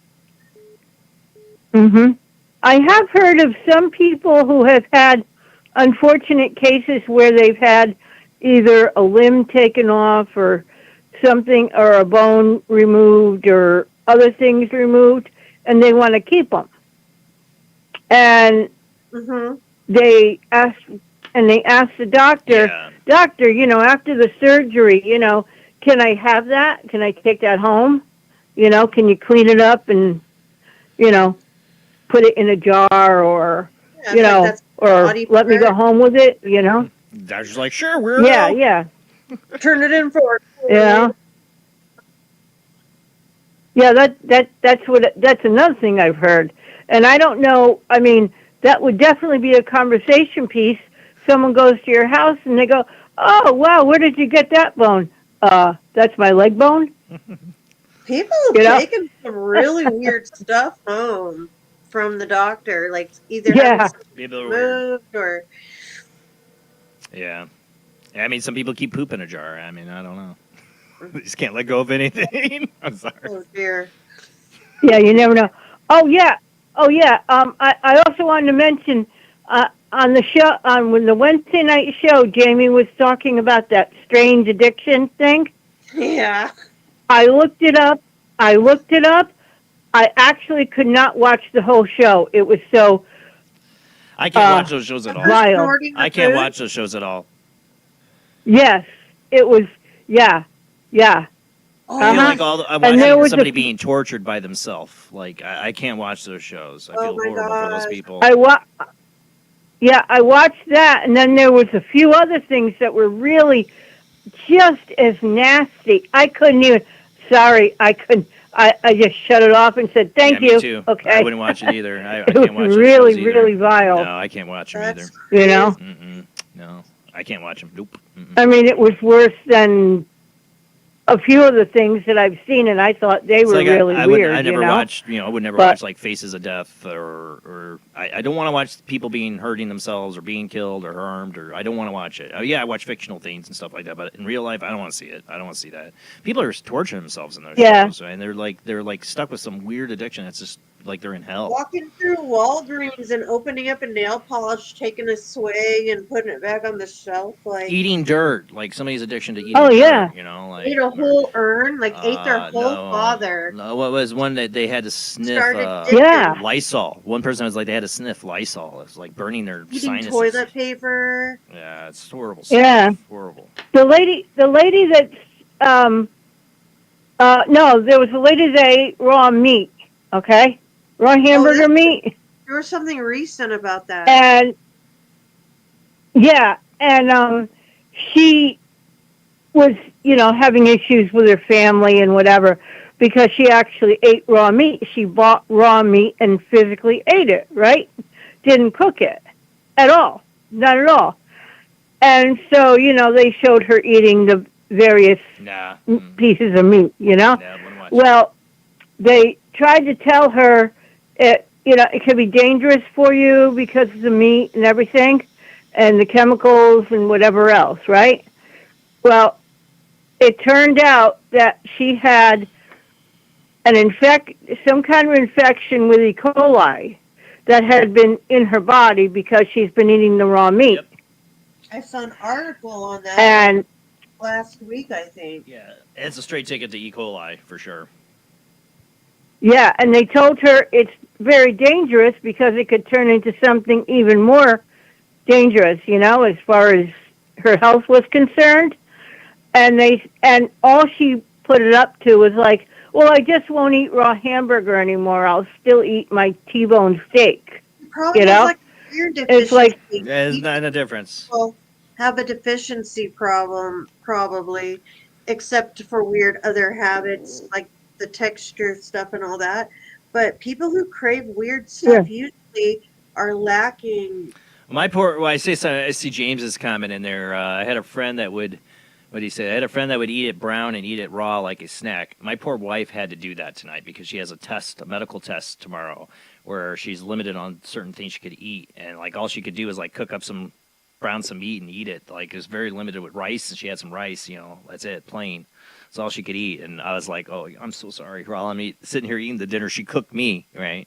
She cooked me a hamburger. Yeah. I felt awful, I wouldn't sit there. I'd just starve. I couldn't sit there and just eat a bowl of meat like that. Mm-mm.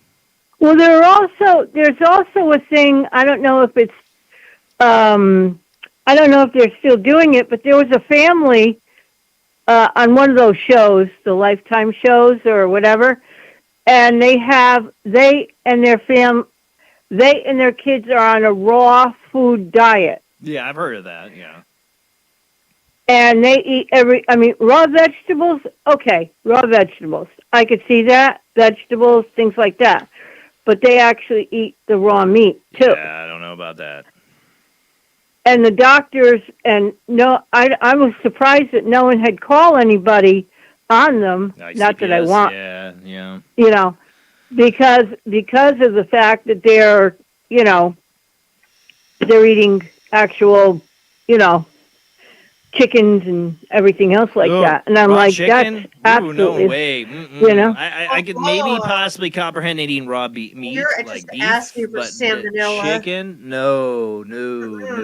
It looks so nasty raw as it And is, it's man. slimy and. Oh God. I'd rather eat yeah, raw well, fish.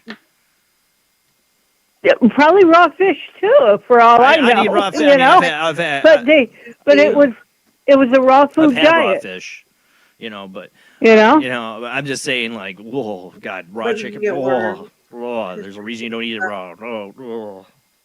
I can't Gross. stand it. Yeah. The pink vein inside of my chicken, I'll freak Right, the F me too. out. Same. I have to cut and clean I'm not a big every chicken fan. before I'll eat it if Yeah. I'm going to eat it. Yeah, that's gross. Mm-mm. Well, No Zarian, weird- I did have somebody else trying to call in a little bit ago. I don't know if they're going to stop by or not. So thank you very much taking the time. I love you. Blessings to everybody, your family, and fur babies too. You too. Okay. All Bye-bye. right. Have a great night. I miss Bye-bye. Mariah. Yeah, if you call in and it hangs up, there they are. Somebody's trying to call. Then just know, I got somebody else on the line. Hello, who do we got? Oh, I got clicking. Are we there? You there? Yeah, hi. Hello, you're on the line. Mike. Oh, yeah, I was hoping it was you. Yeah, you got a little clicking on your line. It sounds a little funny. I'm glad that was clicking. Well, that's all I hear. I'm describing what I'm hearing. It's like clicking. You there, Well, Mike? I was afraid it was a. Yeah, I'm here. I just thought about it. I can't play your EVP with you on the line because I have it on this phone line. I just thought about that. I can't play it from there, but I'll play it after you get off, and you can give people kind of a description of what it is you sent me.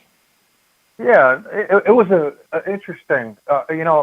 Listening to it, it was surprising to me. The PSB7, I can't tell. Really, I've got a DR5 recorder. It sounded pretty clear. I mean, it sounded like you got a pretty clear recording of it. It's just the way this PSB7 sounds. When I have to go back and listen to the tape recorder. Yeah. For sure. And it's a great tape recorder. It's a DR5, and then I've got also editing software. I forgot the name. I think Adobe. It's free. What's that here? Audacity. There's no name on here.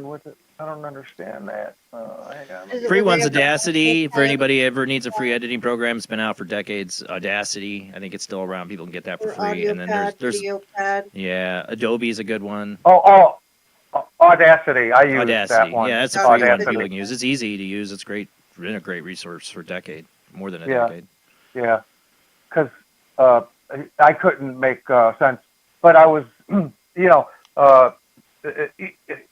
a bunch of things about this whole thing. I don't know where to start, but I guess there's nowhere to start. But what I think is going on, I think there's spirits that the closer they are to the earth here, they're asking for help.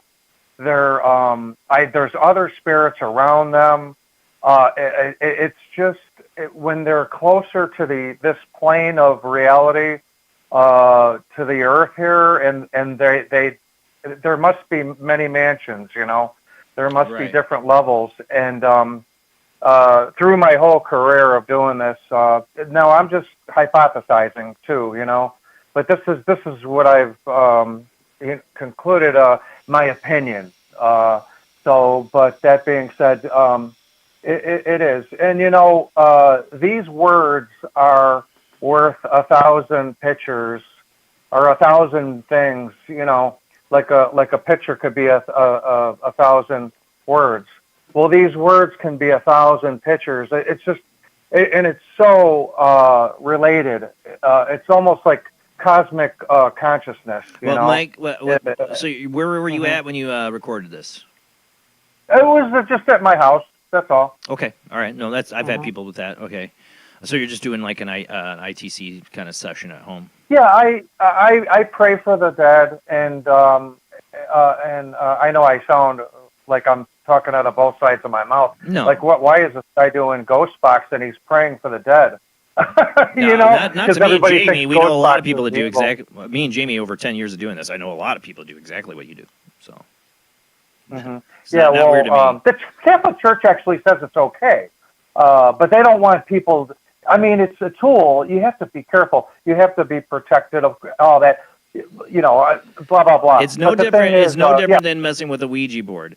And there are some people who practice and use the Ouija board, and they feel they can protect themselves, and that's fine. I don't recommend it for everybody. And I say the same thing for ITC. If you know what your intention is, research how to protect yourself, because you're opening yourself up. So just be aware. Yeah, because that gets back to what I was saying. There's spirits. There could be aliens, or who knows, on this particular right near the Earth here. And man, I don't understand that one. This session I did here with us, it had a lot of helps. Unbelievable. In fact, one of them said, what was it? During. Oh, that's my phone, not him. It's my connection. Hold on, Mike. You're disconnecting. It's not you. It's me. Hold on a second. It's my audio. It's being stupid. You're going to hear some fuzz here, people. Sorry. Hold on a second. All right, you there, Mike? Yeah. It was a little scratchy there. I'm going tomorrow to get a new phone. Anyway. I have to get a new connector and everything. I'm hoping tomorrow I get that all new stuff, because this phone's going out with this connection. As you saw, I just disconnected you from my audio. So hopefully it doesn't do that again. Got you. Yeah, so towards the end of it, one spirit said, "Oh, that's 5 of them." And in the beginning, I said, in the name of Saint Michael, is there spirits that need prayer? And it was crystal clear. Yes, 5 are. Yeah. It said, 5 are. 5 need. And then later on, towards the end, it's like, oh, like one spirit was looking at the 5 or something. That's 5 of them, or it's like weird. So that's what we should be listening for, because I think I do remember hearing something like that when I just listened to it once, right before the show. Yeah. So this plane, like I'm saying, I get into a lot of NDE stuff too. I love watching YouTubes on near-death experiences. And Moody is awesome. He's a little long-winded, He's a professor, But I just dig all. I love listening to people's stories. So that being said, I just believe that there is a world when we pass away. There's spirits who stay on this plane. And they're either wandering spirits, they need help, they're unrested.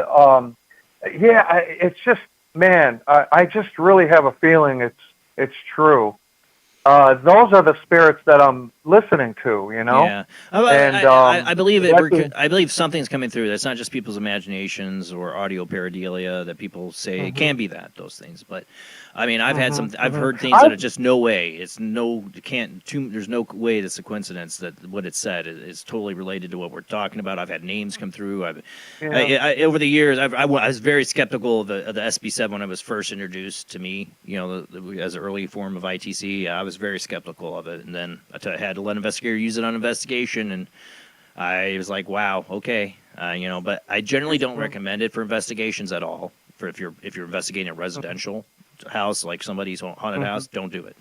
Right. Don't do it. I just don't think you should use those things there. You know if you're what? doing like an old play, like going to Waverly Hills or something, yeah, go for it.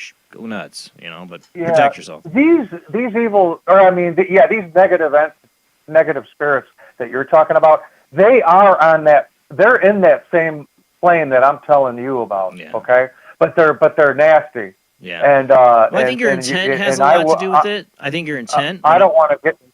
We do it on the show once in a great while, and I think our intent here, we keep it kind of a little bit jovial, a little bit fun, and we don't, I think your intent can have a lot to it in the state of mind you're in, so know that. That's a big part of it, I think, Just be careful. Jason. Yeah. Oh, yeah. I've been doing this for like 10 years now. But you know what? The nasty. Something came to my mind. That Indiana, that demon house, that thing, that particular thing was bad news. Yeah, I knew some people connected to the house. They knew the priest involved in that with the original family and all that. I mean, I think it was real. I mean, Barry Taff that I had on the show was there in that movie that he did, the Demon House movies. He felt it was very much real. So, yeah, it's an interesting one in Indiana lore. Yeah, the police sergeant was in the driveway, and these things. I'm going to tell you something that the same thing happened to me over a CB radio. I did a session in a cemetery at 3:00 in the morning. I was in Twin Cities, and I did it, and I went back to the hotel, and I had a tractor, but I had a CB, and something came over there. Hey, Mike, over the radio, the CB radio, it was like, whoa, that blew my mind.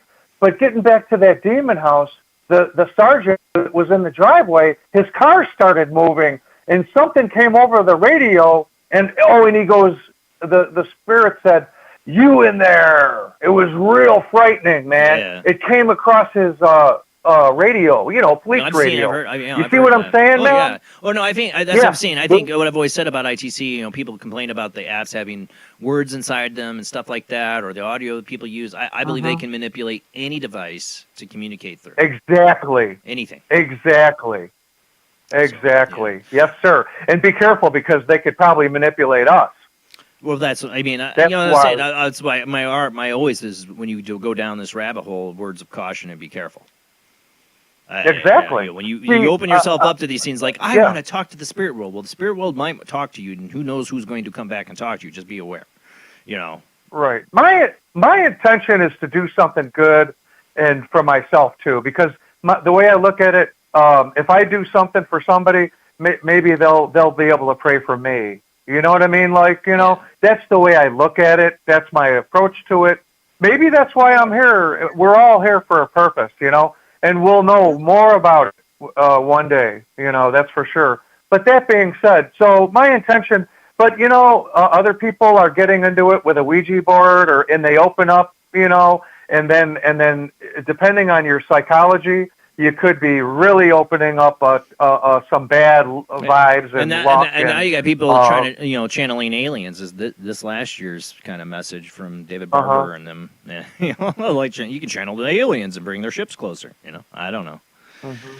Well, Mike, hey, I think we let up. I'm going to let you go so we can play this and let the audience hear it. Thank you, Jason. Well, again, what do you want? I'll keep in touch with you.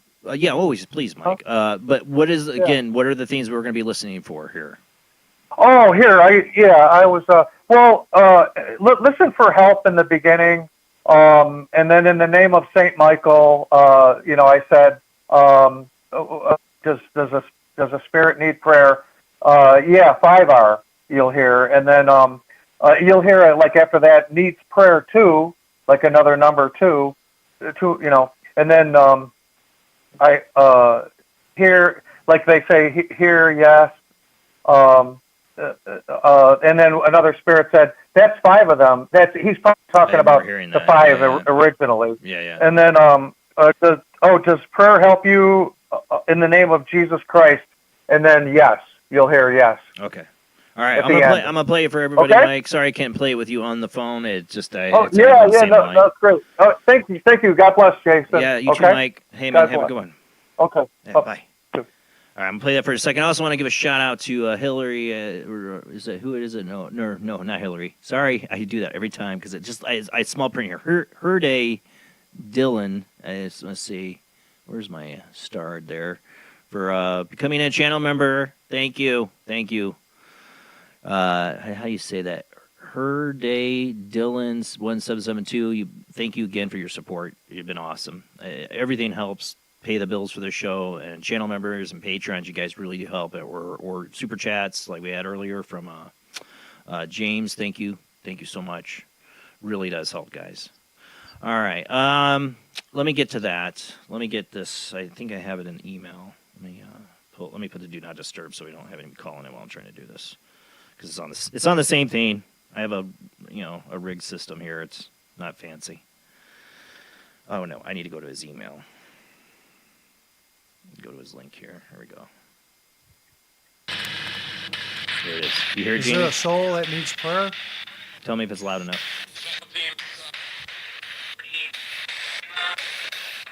In the name of Saint Michael, is there a soul that needs prayer?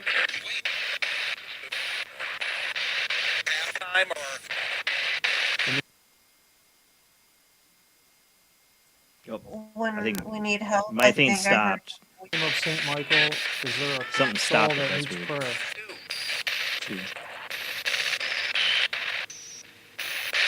In the name of Jesus, is there a soul that needs prayer?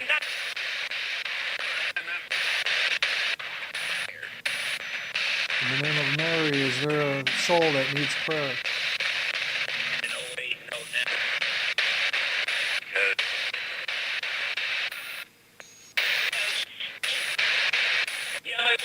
Is there a soul that needs prayer in the name of the infant Craig?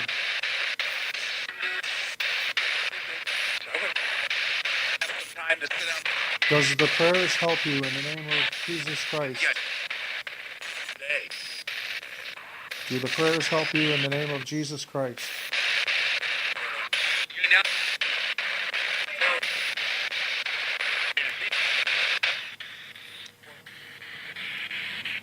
Well, I definitely heard the responses he's talking about in there.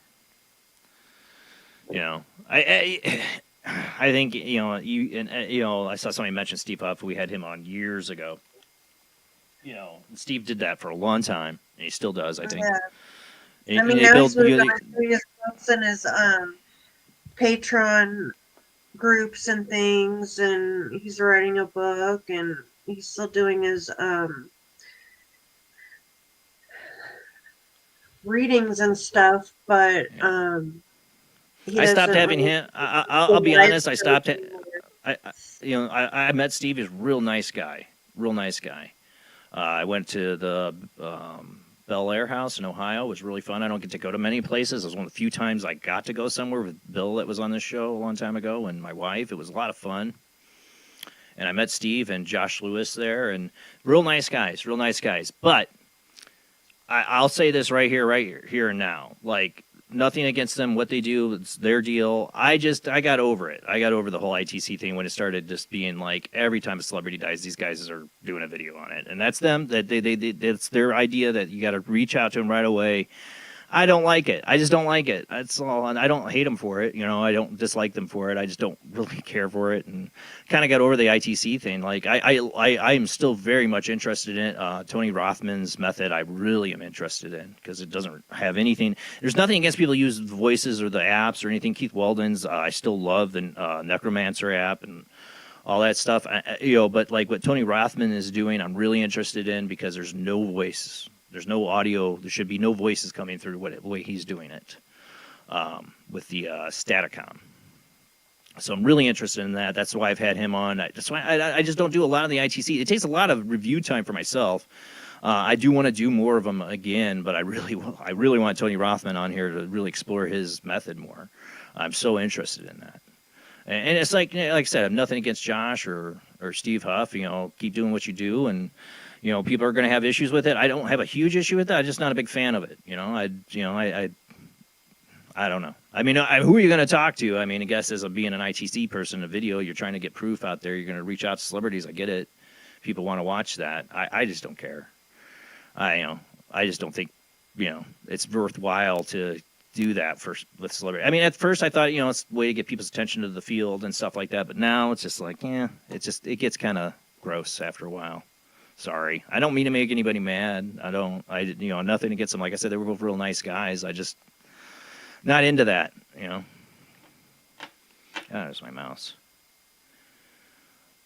Back in the day, I used automatic handwriting. Yeah, that's, again, any of these things can open you up. Tarot reading even can. I had that experience where I saw a dead guy on my couch, doing tarot. Any of these things can open you up. Any of these things can. But, I just be careful when you delve down there. You open yourself up to talk to other realms or aliens or spirits or whatever. Like Steve Huff himself, he's had physical attacks. I believe those are very much real. I don't think people have accused him of faking it. I don't think it is. I think I do think he opens himself up quite a bit doing what he does. You got to be careful with these things. It can lead the road of madness. I don't know. But there's a lot of people that do it, and they're fine. They protect themselves, and, automatic writers, people that use the Ouija board and all that, and there's people that are deadly against it. I'm not one of those. I'm a man of, exploration, in a sense, but as long as you don't harm yourself, so just be careful. That's it. Did I lose Jamie? She disappeared on me. Oh, I'll be right back grabbing my cat's meds. Yeah, my cat, she's 19 years old. Literally, I'm trying to sleep 1 extra hour, but no, because it's the same time every morning on the school day, she wakes me up. Like, scratches at the door that's open. She doesn't have to scratch at it, but she's scratching it. She knows it's going to wake me up so I can feed her. Which she'll do again at 6:30 this morning, even though I get to sleep in. It's holiday. Twice a waking up day. at 6:30. It's all this math.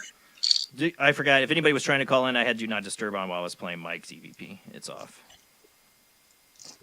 And so it's about that time, so I wanted to grab it. And so it's ready to go. It's like I'm making like Coke spoons every night with all these crushed up cat pills. But yeah, my biggest thing, we do got another call. My biggest thing that I love about that I've done with ITC is like, and my original intent of setting it up to do is for people to call in and connect with it. They get to talk, to try to reach out to their loved ones and see if we get some validation. And when I remember when Steve Huff, I had this dream about this bald guy coming on my show, like before I ever started doing this show. And then I started doing this and met Jamie and Rob, and I realized that bald guy is Steve Huff. And I'm like, I wonder if I could actually get him on the show. And he came on. He didn't have to come on my show at all. I was a small show. Nobody knew me. And he hadn't really done a lot of interviews, but he was getting really popular. And he came on here, and I think he was afraid, like, nothing's going to really happen and we do this live or whatever. And it was crazy. We were getting... he was blown away by the response we were getting. That was the time we also had Katrina and Rhodey, and she called in, and we got that. It was such strong communication, I believe, because of him. Because there were several times. What? I'm on the air.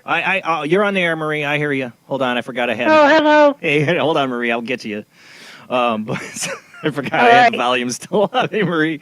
He was surprised by the responses, and I'd love to. And now I think he does a lot of that with his channel members and stuff like that. And that's what I always encouraged him to do. Is like, you got these people that really want to have them call in. You could do this, set up lines, and do this live with people and really see if you connect. I think that's the most important way to use it.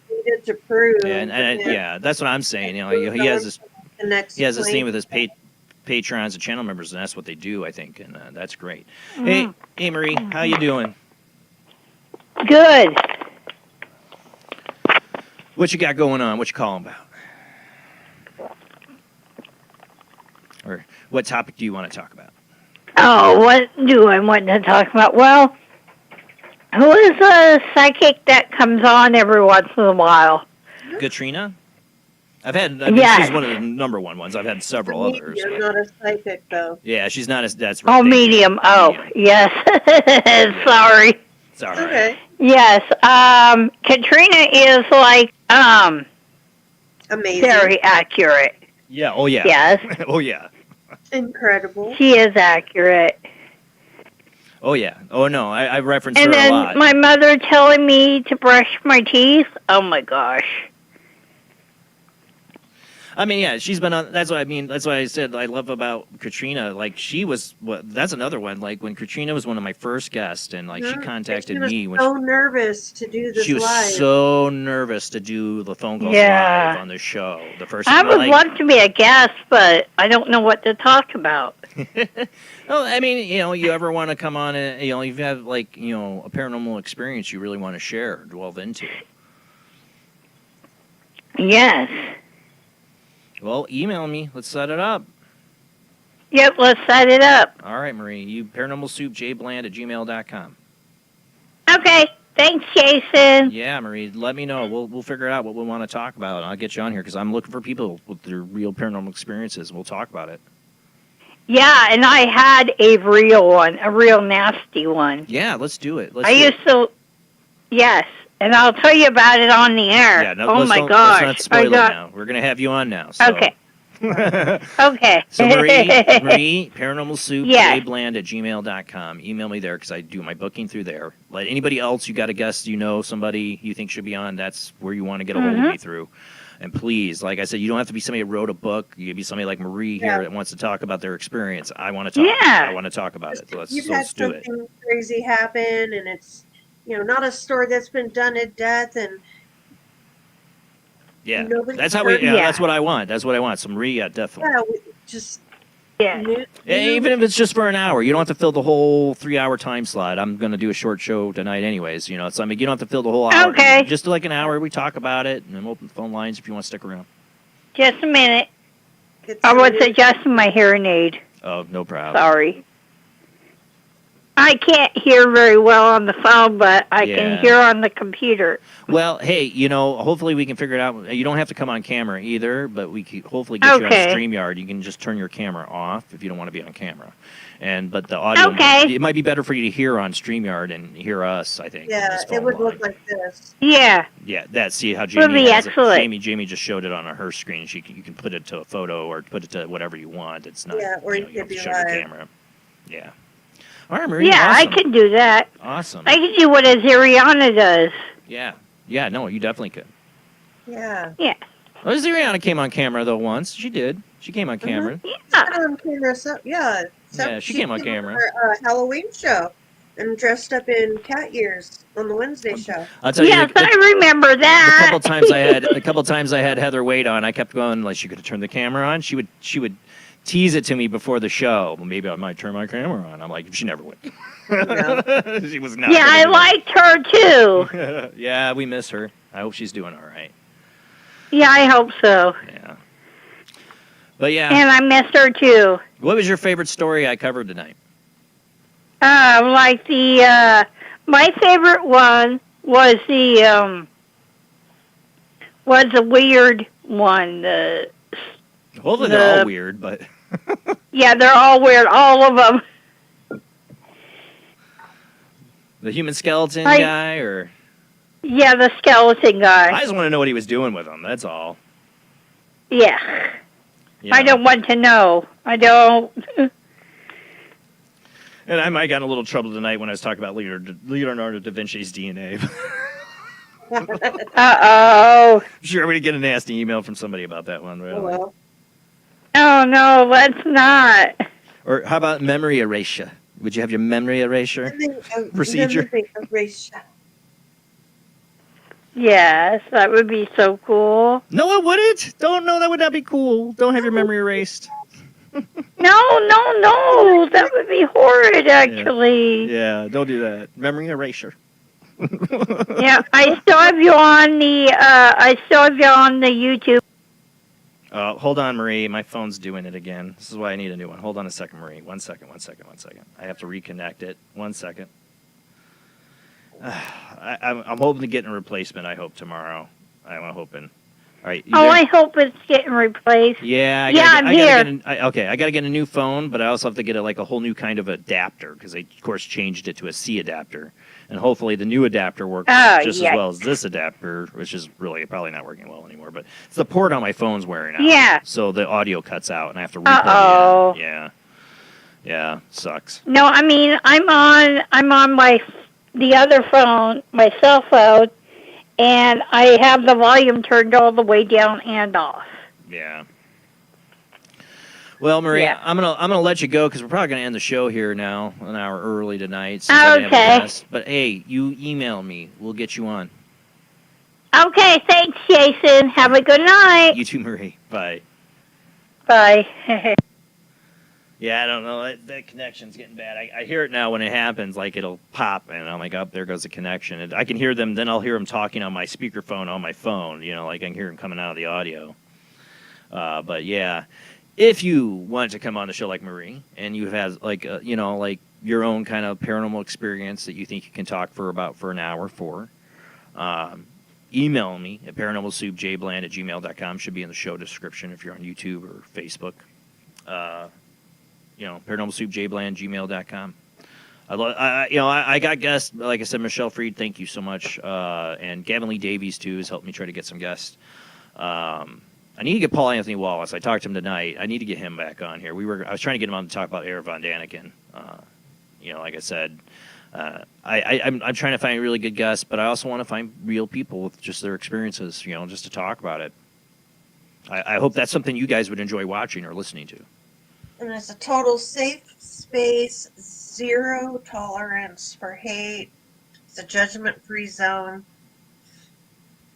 Even if you think it just sounds totally crazy, yeah, somebody out here probably has something similar to it. If you don't believe there's somebody I have on, it's not your thing, tune out. There's a lot of people our Bell had on, I think we're full of crap, and I still end up listening half the time, but where I tune out.